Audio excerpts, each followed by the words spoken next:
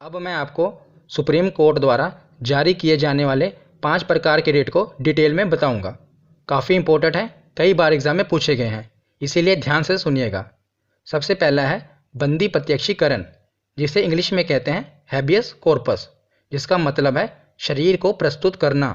तो ये क्यों कहते हैं इसे, ये मैं आपको आगे बताऊंगा। तो इसके अंतर्गत क्या है, पहले इसकी डेफिनेशन देख लेते हैं, उसके बाद मैं आपको इसका पूरा उदाहरण से समझाऊंगा।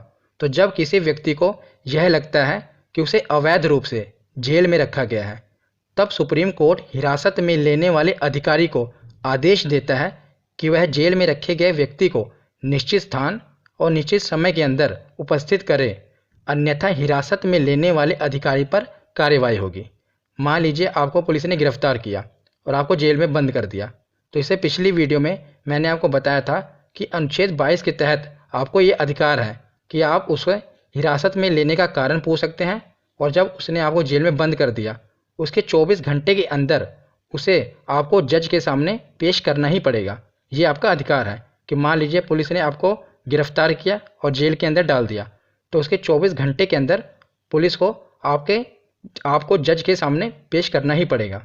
मान लीजिए पुलिस ने ऐसा नहीं किया, आपको 3 दिन तक उसने जेल में बंद किया हुआ है, तो अब आप क्या करेंगे, आप अपना वकील भेजेंगे। तो आपका वकील जाएगा सुप्रीम कोर्ट का ऑर्डर लेने के लिए। तो सुप्रीम कोर्ट को वो बताएगा कि मेरे क्लाइंट को पुलिस वाले ने इस फलाना थाने में 3 दिन से बंद किया हुआ है, जबकि कानून ये कहता है, अनुच्छेद 22 ये कहता है कि 24 घंटे के अंदर उसे जज के सामने पेश करना पड़ेगा, पर पुलिस वाले ने ऐसा नहीं किया।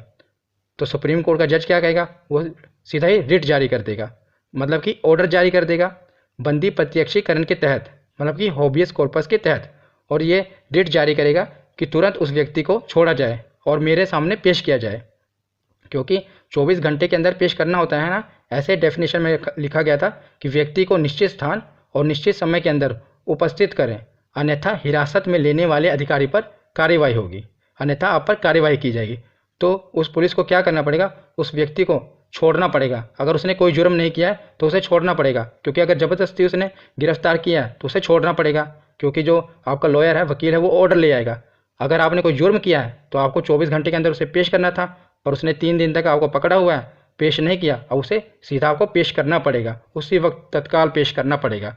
तो ये है आपका अधिकार। तो दूसरा रिट है परम आदेश, जिसे इंग्लिश में कहते हैं मैंडामस।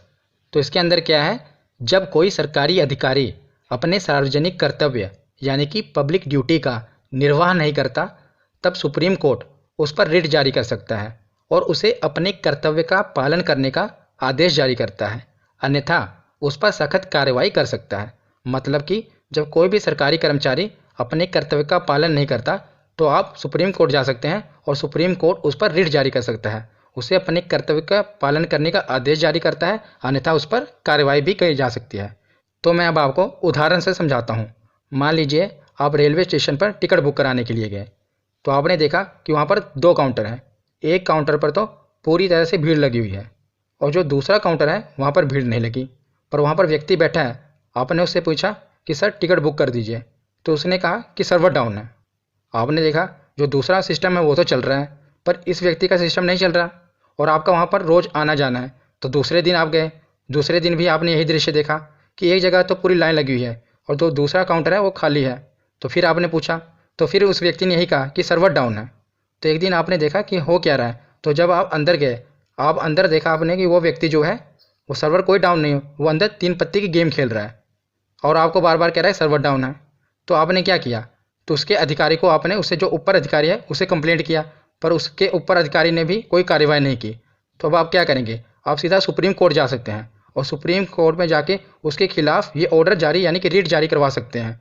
तो अब क्या करेगा सुप्रीम कोर्ट, क्योंकि वो एक पब्लिक ड्यूटी कर रहा है ना व्यक्ति, वो सरकारी नौकर है, तो वो अपने ड्यूटी का निर्वाह नहीं कर रहा है। याद रखिएगा जो परम आदेश है ये प्राइवेट पर नहीं लगेगा, ये सिर्फ सरकारी कर्मचारियों पर लगेगा, क्योंकि जो प्राइवेट ड्यूटी करते हैं वो तो आपको पता ही है कैसे काम करते हैं, पर जो सरकारी ड्यूटी करते हैं वही ऐसे ढीलाखानी काम करते हैं।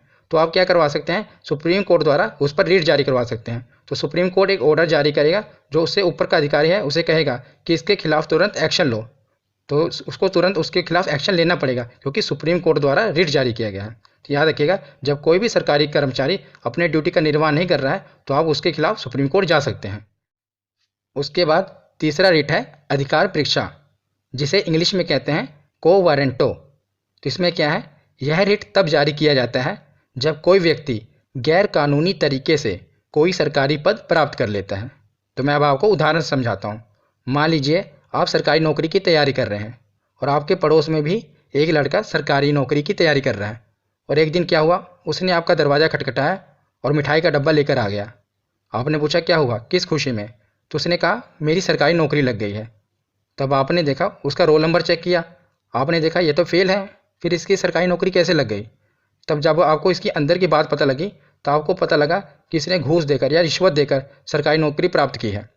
तो अब आप क्या करेंगे, आप सीधा सर सुप्रीम कोर्ट जाएंगे और उसके खिलाफ रिट जारी करवा देंगे। तो सुप्रीम कोर्ट क्या करेगा, जिस डिपार्टमेंट में उसकी नौकरी लगी है उस डिपार्टमेंट के अधिकारी को अपना ऑर्डर देगा कि मुझे इसके CBT 1 के नंबर बताओ, CBT 2 के नंबर बताओ कितने हैं, इंटरव्यू में इसके कितने नंबर लगे। मतलब पूरी तरह से सुप्रीम कोर्ट जांच करेगा, और जब उसे पता चलेगा कि इसने गैर कानूनी तरीके से सरकारी पद प्राप्त किया है तो उसे जेल में कर देगा और फाइन अलग से लगेगा। तो यह है अधिकार परीक्षा यानी कि को वारंटो। जब गैर कानूनी तरीके से कोई भी व्यक्ति सरकारी पद प्राप्त कर लेता है तो उसके खिलाफ सुप्रीम कोर्ट रिट जारी कर सकता है। तो उसके बाद चौथा रिट है प्रतिषेध, जिसे इंग्लिश में कहते हैं प्रोहिबिशन। यह आदेश सर्वोच्च न्यायालय तथा उच्च न्यायालय द्वारा निम्न न्यायालय को जारी किया जाता है। तो याद रखिएगा, सर्वोच्च न्यायालय और उच्च न्यायालय ये निम्न न्यायालय को जारी कर सकते हैं, और आदेश दिया जाता है कि इस मामले में अपने यहाँ कार्रवाई ना करें क्योंकि यह मामला उनके अधिकार क्षेत्र के बाहर है। तो कोई भी मामला अगर जो निम्न न्यायालय है उसके अधिकार क्षेत्र के बाहर है तो जो उच्च न्यायालय और सर्वोच्च न्यायालय ये ऑर्डर दे सकते हैं कि आप इस मामले को ऊपर कोई कार्रवाई ना करें। तो कैसे कोई मामला किसी के अधिकार क्षेत्र के बाहर हो सकता है? मान लीजिए, एक उदाहरण से मैं आपको समझाता हूँ कि मान लीजिए कि बिहार के पटना में कोई मर्डर हुआ, कोई व्यक्ति ने मर्डर किया और इसका मुकदमा चल रहा है तमिलनाडु के कोर्ट में। तो आप बताइए, ये उस कोर्ट के अधिकार क्षेत्र में है? मर्डर तो हुआ है, वो जुर्म तो है, पर बिहार का कोर्ट देखेगा ना इसे, पटना का, ना कि तमिलनाडु का कोर्ट देखेगा। तो ये उसके अधिकार क्षेत्र से बाहर है। तो इस समय सुप्रीम कोर्ट ये रिट जारी कर सकता है कि आप इस केस को नहीं देख सकते क्योंकि ये आपके अधिकार क्षेत्र के बाहर है, ये पटना में मर्डर हुआ है ना कि तमिलनाडु में। तो यह है प्रतिषेध। तो पांचवा और आखिरी रिट है उत्प्रेषण, जिसे इंग्लिश में कहते हैं सर्च्योररी। तो इसके अंतर्गत अधीनस्थ न्यायालय जहाँ पर मुकदमा चल रहा है उसे वरिष्ठ न्यायालय उसे आदेश दे सकता है कि उस मुकदमे को तुरंत लंबित कर दें और वरिष्ठ न्यायालय के पास भेजो।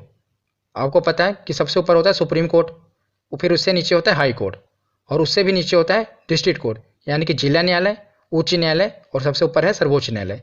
मान लीजिए डिस्ट्रिक्ट कोर्ट यानी कि जिला न्यायालय में कोई मुकदमा चल रहा है तो हाई कोर्ट उसे रिट जारी कर सकता है कि तुरंत इस मुकदमे को लंबित कर दो और मेरे पास भेजो, यानी कि वरिष्ठ न्यायालय हाई कोर्ट के पास भेजो। अगर हाई कोर्ट में कोई मुकदमा चल रहा है तो सुप्रीम कोर्ट उसे रिट जारी कर सकता है कि इस मुकदमे को लंबित कर दो और तुरंत अपने से वरिष्ठ न्यायालय यानी कि मेरे पास भेजो। तो कोई भी मुकदमा अगर किसी भी अधीनस्थ न्यायालय में चल रहा हो तो जो उससे ऊपर का न्यायालय है वो रिट जारी करके कहेगा कि तुरंत इसे अपने से वरिष्ठ न्यायालय में भेजो। तो आज की ये वीडियो यहीं पर ख़त्म होती है।